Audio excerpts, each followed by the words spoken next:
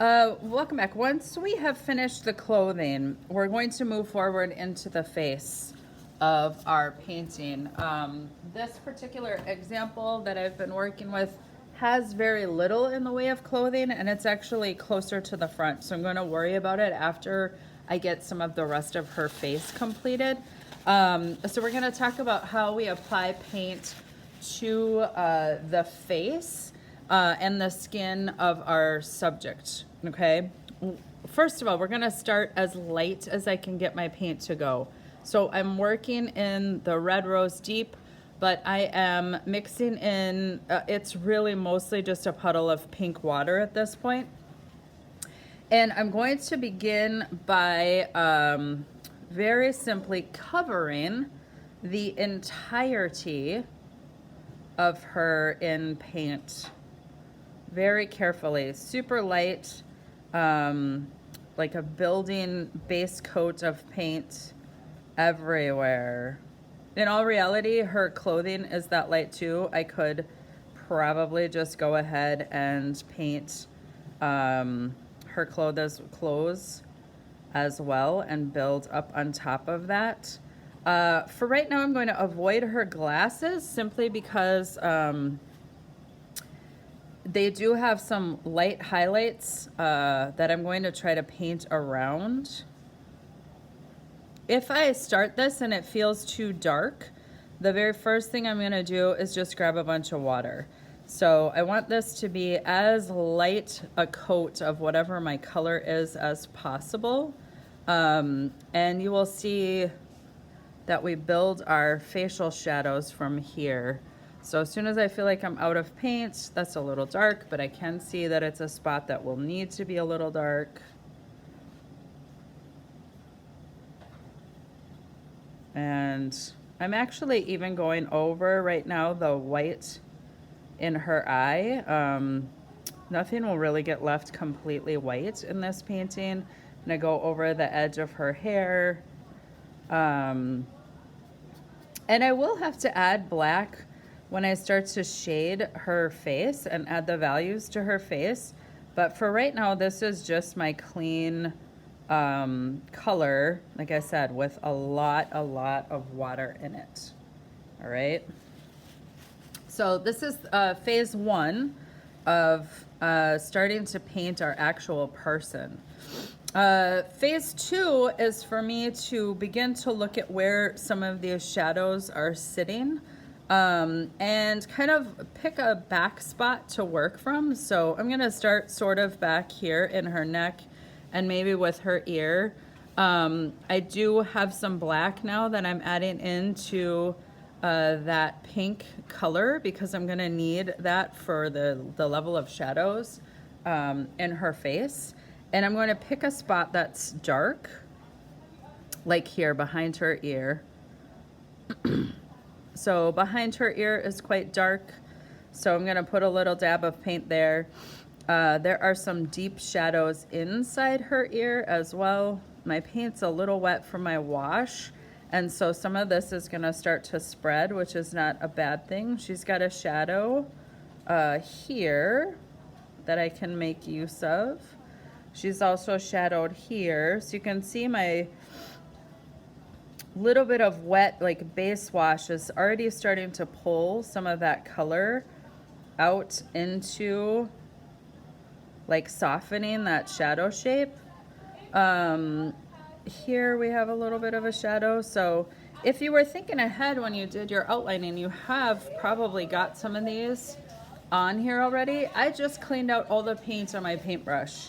And I'm going to squeeze it dry. And now what I'm gonna do is I'm gonna start to paint with this paint.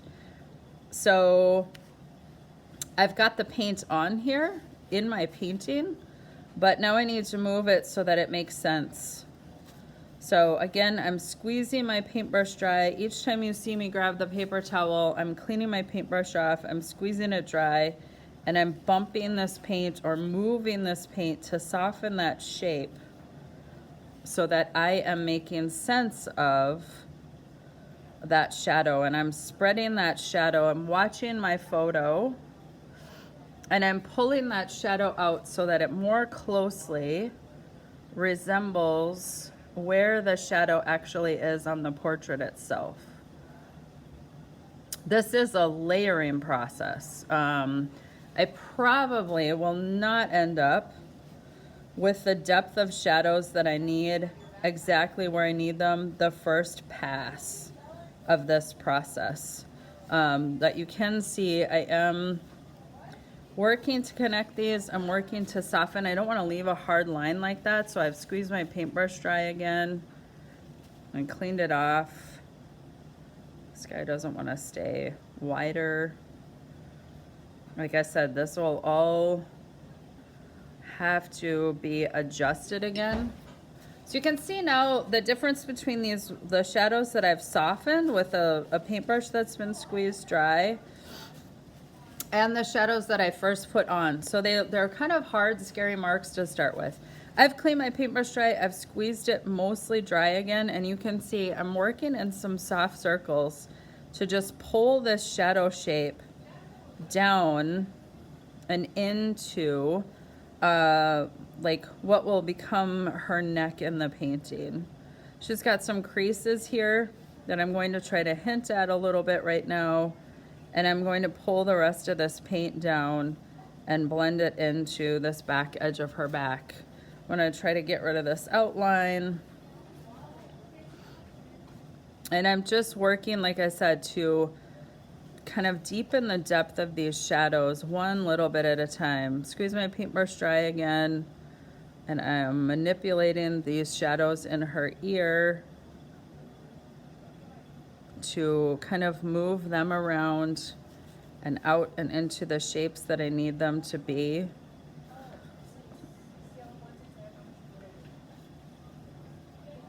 Grab a little more paint. This needs to be a little darker in here.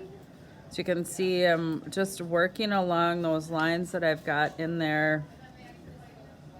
And I have to like kind of jump around a little bit because I'll need some of these to dry or set up before I add the next layer. So it's why I'll start to hop around a bit on my portrait right now. I can grab a little bit more of this pinky red that I've added the black to, and I'm looking where else it's dark. Now I know this whole corner is wet, so I'm gonna kind of skip. I need that stuff to dry a little before I move on. So I'm gonna come up here to her forehead. Her forehead is a deeper shadow area. I'm gonna work around her eyebrow right now. I also see she's got this deeper shadow here under the edge of her glasses that goes all the way underneath. And my original wash is still just a little wet over here, so I'm gonna make use of some of that. And just pull this over so you can see how scary that looks. I just cleaned my paintbrush off again, and now what I'm going to do is again move this paint around. So I'm just pulling that paint out from that spot. It's a little like I put my paint in a holding place, and I'm now coming back and I'm using it. I'm moving it where I need it to go, looking at my portrait. So this reminds me a bit like shading with a pencil, right? Or almost a little like coloring it in now. Just moving this around to sort of replicate those shadows that are in the portrait itself. So there is a fairly hard shadow down here at the bottom of her nose, but this top section is much softer. So I'm gonna push that around a little more. I'm gonna put a little water in here just so that some more of that line kind of drifts. Here on this back side of her cheek, I'm just gonna pull this down, bump a little bit of this up into the nostril area of her nose. I'm gonna need some of that there. And I'm gonna just carefully I said that bottom section of her nose definitely just needs to stay that dark. And I'll have to come back and continue to work on building some more of these shadows, but right now it's just the preliminary, like I know this area is gonna need to be darker because I can see that it's darker in my photograph. I don't wanna leave this line, so I'm gonna bump that with some little bit of damp paintbrush. I'm gonna pull, there we go. I want that edge of her nose to stay lighter right now. I'm gonna work inside her glasses now with the same process.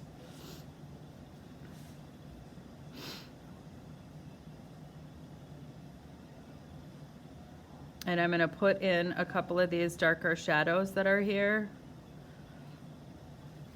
I'm going to clean my paintbrush off. And I'm going to pull this paint down. And remember, I didn't paint her glasses, even though they're going to end up painted right now, simply because I knew I needed to use a color crayon and kind of identify where some of those whiter areas are in the glasses before moving on and painting the glasses. So I'm just gradually increasing the shadows as I work. I do have a version of this that I've worked longer on with no background, and you can see I'm continuing to build those shadows, and I've kind of started to balance them out with the hair, so that's probably what the next step will be on the other version as well. So don't get frustrated. Know that it will go through some scary phases before it gets better, and continue to work tiny layer by tiny layer, remembering that you're moving paint that's already there. My paintbrush is clean. I'm just manipulating this paint that's already here on my piece of paper in order to start to build those shadows up in my work.